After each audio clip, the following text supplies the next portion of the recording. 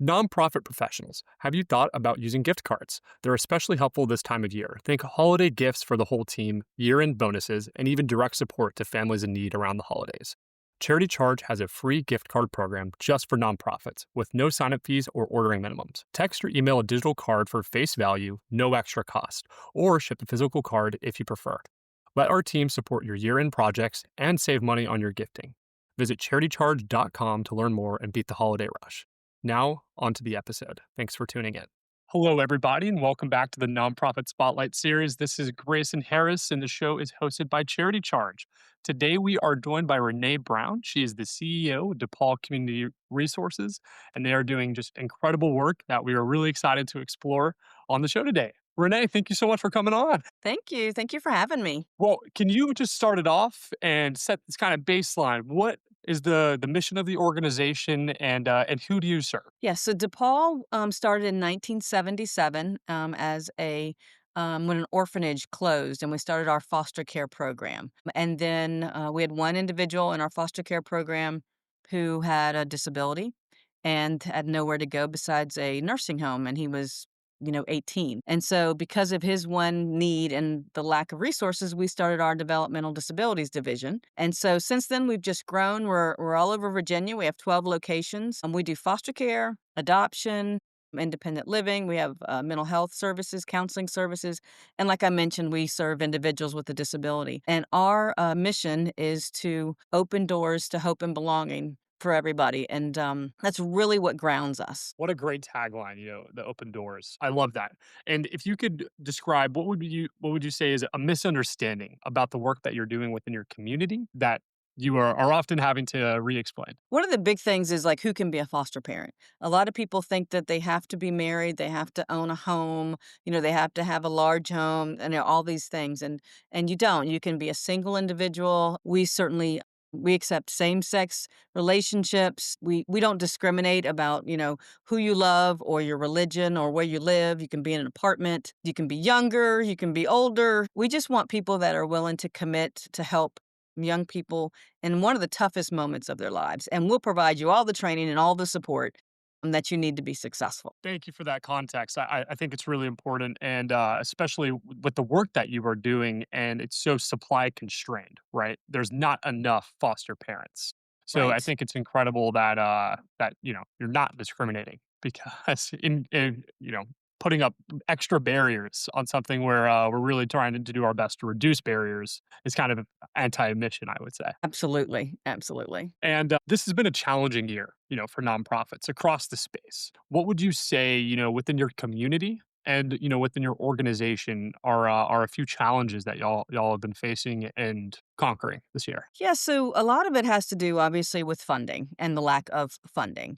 A lot of the federal resources have been cut or decreased, and that affects everybody. So, fortunately, we haven't had too many federal funding sources decrease our work. Most of our state and federal money goes to our adoption programs.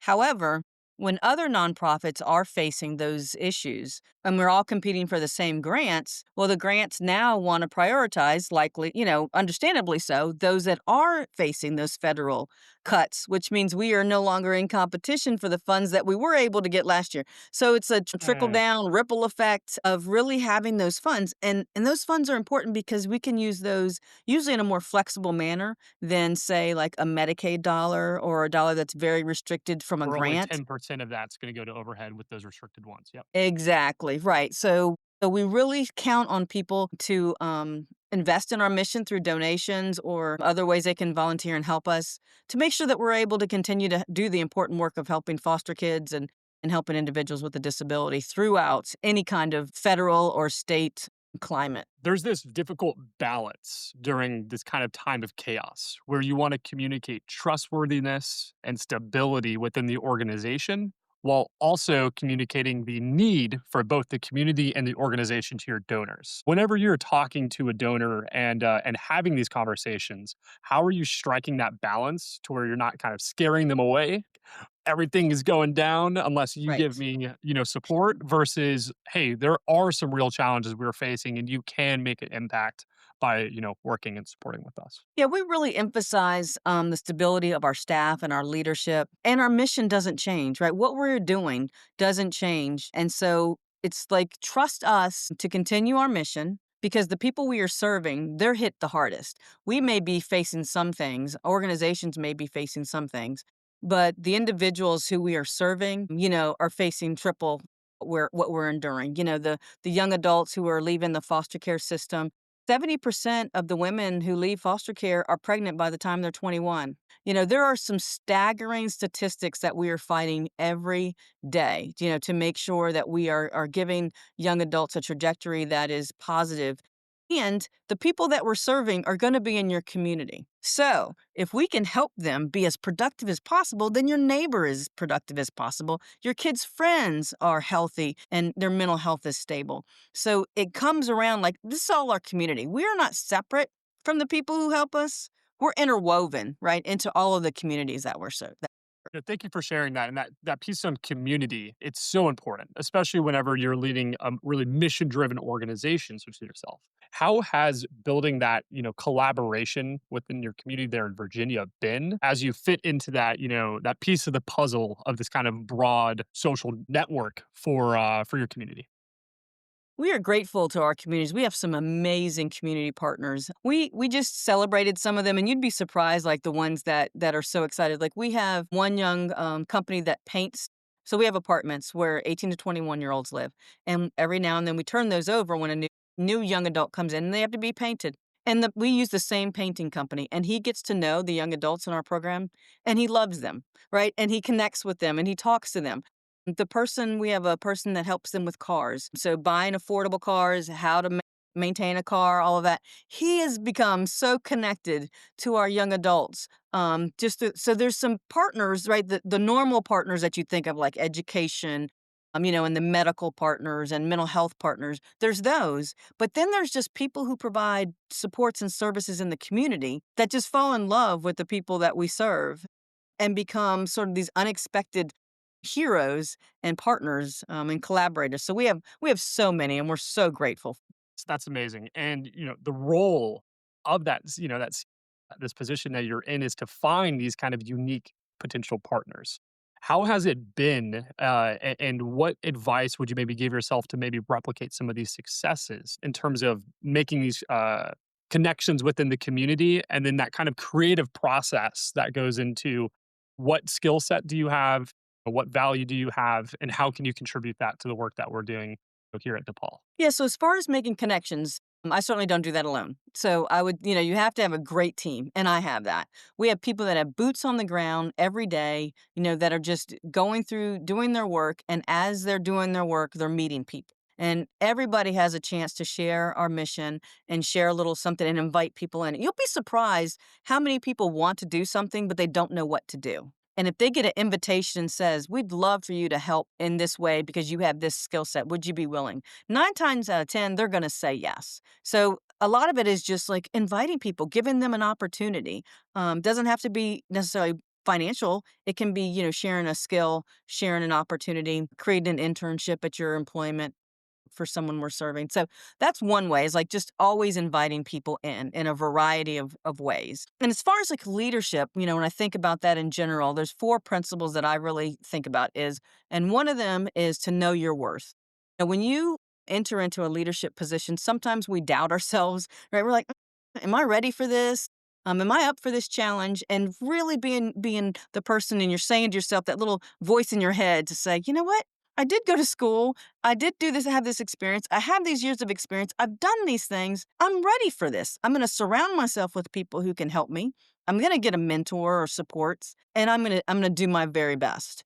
So like knowing your worth is really important. The other piece is that this work is really hard. It is incredibly stressful, between, working with people who have been traumatized, walking people in their hardest moments of their lives, all the climates from state and federal regulations and how they change. You have to protect your peace. You have to really make sure you use self-care and use your PTO and take time off and delegate, and you can't do it all yourself, and rely on your team. So really protecting your peace is really important. And then the other piece is like solve your problems. And sometimes we need to solve all the problems. Like as a CEO, every problem that comes here is my problem. That's not necessarily true, right? I have a director of marketing for a reason. He is an expert at that, right? I'm not going to solve the marketing problems. The marketing director, right, is going to solve the marketing problems, and I'm going to support him and help him along the way. So really knowing what is your lane, what are your problems, and working really hard on those, and allowing those with the expertise and those that you've hired because of what they have and what they can do, let them do their job, right? Stay out of their way and support them when they need you. And then the last thing is to be a cheerleader. So a lot of times when we see as a leader, we need to recognize in others what they may not see in themselves yet. That happened to us and we need to continue that. So if someone like rocks a meeting, right, you can say, you did an amazing job at that meeting you just held. And you deflected this and re-engaged this and all of you did a great job. Did you notice that? And that person may not have even realized it. And you might plant a seed in them and be like, I did do a good job. Or I think you'd be a great leader one day. Or I think you'd be, great at this position. Have you thought about that? Have you thought about going to school for this? Because I see this skill in you. Have you thought about, exploring that? And you can plant some seeds because you never know. It's our job to see what people don't see in themselves yet. I really appreciate that. To recap, you kind of mentioned these core four values of yourself. It's that know your worth, protect your peace, solve your problems, and be a cheerleader. And Absolutely. you would say these drive your kind of actions and motivations every single day, right? Every single day. How has it been? Because you're running a large organization, right? And it's a complex mission. It's a really challenging problem. Communicating those core values of yourself to your team and to the staff that are interacting with your clients that y'all serve. How has that been? Especially as it goes kind of further and further away, kind of from your position. Yeah, so we have a number of initiatives because, we can talk about those things, but we've really got to demonstrate that we mean it. So we encourage staff to spend 30 minutes every week on work time in some sort of self care, whether it is taking a nap, whether it's watching a sitcom, whether it's walking outside, calling a friend, extending your lunch, whatever you need to do, take at least 30 minutes every week to just take care of yourself. So we do things like that to make sure, and that, goes along obviously with protect your peace, just making sure that you're taking care of yourself. And we try to give staff opportunities to facilitate meetings or groups. So if we put a committee together, the one who runs it doesn't necessarily have to have an official leadership title, right? And so we give people opportunities to shine, right? And to know their worth and to practice knowing their worth. So, we do a lot of that. Cheerleading, we're always celebrating. It's like, oh, look what this person did. We have an internal pay, and we're always posting things, cheerleading each other on, and just making sure people have an opportunity to connect with each other and know the good things that their coworkers are doing. Thank you for sharing that. When you look at the incredible people that work in and support nonprofits, they're there because of that mission, right? And that impact. Keeping and retaining incredible talent within the nonprofit space is so challenging because of some of the financial constraints in terms of, salary and benefits. So I think all of the stuff that you just shared also really plays a role in that, talent retention and also building up these people that are working within your organization. Whenever you're looking at, the people working within your organization and kind of promotion, how are y'all kind of handling that? Do y'all primarily promote from within, or is that kind of a balance? So, obviously we follow all the appropriate HR rules Yeah. for, doing those things, but we do have internal opportunities at times. When the position really makes sense that they have to be grounded in our work first to be able to do this particular position. So we might do an internal posting of a position. And then there's others where, we just want the best candidate. And that may be inside of DePaul and it may be outside. And one of the cool things though is that if you compete with all the other people even that don't work here and you get it, then you know that you were selected because you were the best person for the job and not just because you worked for the person who left or, it was sort of this logical, easy answer. You earned that position. And I think that makes a world of difference to people rather than just getting something because it was sort of felt like it was handed to you because you're next in line. So we really try to make sure that we get the best person for the position. But we do a lot of internal promotions because we've been really good at hiring fantastic people, and we want to continue to see them have opportunities for growth and professional development. I think that's a great perspective to have. And kind of that little bit of competition kind of breeds that success. I like that perspective a lot. And for our audience that's listening in and they're listening to those kind of four values that you mentioned, and maybe it resonates with them, what would be a piece of advice that you would give to them so they can live out those values within the work and within their life as they go about their days? Yeah, so the first thing I always tell people, right, is give yourself grace because we're always going to mess up. We're always going to make mistakes. So, treat yourself like it was your best friend. If your best friend did it, what would you say to them? How would you pick them up? So to have expectations that you do not have to be perfect, right? That's one thing. The other thing is just try something. Small steps, in a direction. Pick one thing that you want to change, improve, do an 1% better. initiative. Yeah, That's just what one we step call at a here. time. Yeah. Yeah, and then talk to people, right? Talk to someone you trust and say, "Okay, so I'm thinking about, trying this. What are some things that could go wrong? What am I missing or what are the potential positive Solves. things out of it?" Yeah, yeah, bounce it off with somebody because there's been a couple ideas, that I've had. I'm like, and I've talked to someone and they're like, "Did you think about that?" And I was like, "Ooh, thank you. You saved me a lot of headache because I hadn't thought about that particular a component of it that could have gone awry." So that would be what I would tell somebody. Incredible. I'd like to dive in a little bit more on that last point because I think it's so interesting within the nonprofit space because it's really hard to say no to potential opportunities and ideas. Whenever something comes across your plate or your desk and it looks like it's going to be aligned with the kind of the work and the mission, how are you walking down that idea and determining whether or not this is something that we should move forward with and I should maybe roll by my team, or maybe this is something that's not actually in line with what we're doing this year? Yeah, that's a really good one. We just did something like, well, we do it all the time, but recently we did something like that. And what I try to do is get together a group of people to vet the idea, some that have some expertise in the area, and then somebody who just doesn't, right? Just is coming from it sort of from the outside perspective. They're not already, tainted by some internal knowledge or experience. And get those people together and give them the information. Let's play with it a little bit, right? And have that discussion. And then how can we try it in a way that we can test it out, but if it goes wrong, it's not hugely detrimental.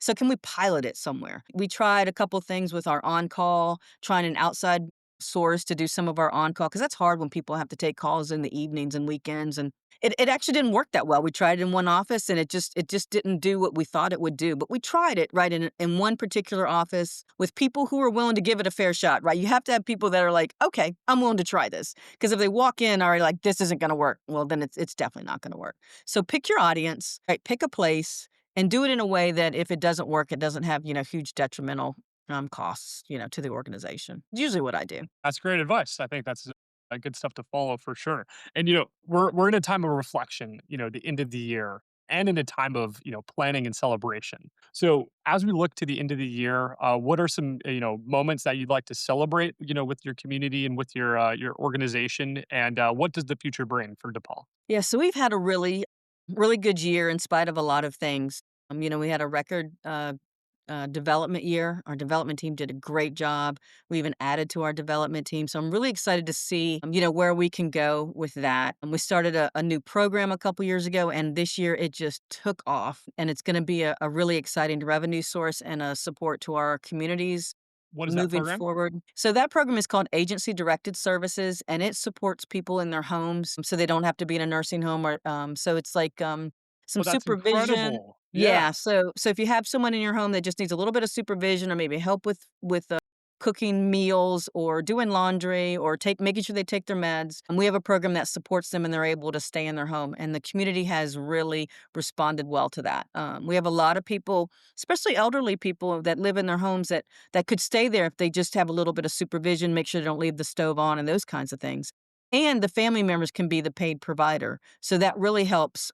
So, mom can stay home with their disabled child or vice versa. So that's a great program. So I'm really excited to see as we spread that across Virginia how we can help more families and keep more people in homes with their loved ones with the support they need to be safe. Incredible. Well, Renee, thank you so much for coming on. And how can our audience, get involved with the work that they're doing, either within maybe their local community or if they're out there in Virginia? Yeah, so find a cause that's near and dear to your heart, right? They always need your help, and don't be reluctant, even if you cannot give financially. There are always other ways to give. They always need someone to come and volunteer, or you can, if you work at an organization, you could suggest maybe your organization do something collectively for that organization. So there are a lot of ways. If you happen to be in Virginia, check out our website, DePaulCR. We have a lot of different ways. Obviously, we certainly accept donations, but just reach out to us and let us know. We will connect with you and or your business, and we'll figure out how we can partner with one of our offices across Virginia and continue to do this good work. Renee, thank you so much for coming on the show and sharing more about your perspective as a leader. I really appreciate and value all that you shared today. Y'all are doing incredible work out there in Virginia for the foster youth and the families that support them. So thank you for coming on. Thank you, Grayson. It was great to be here.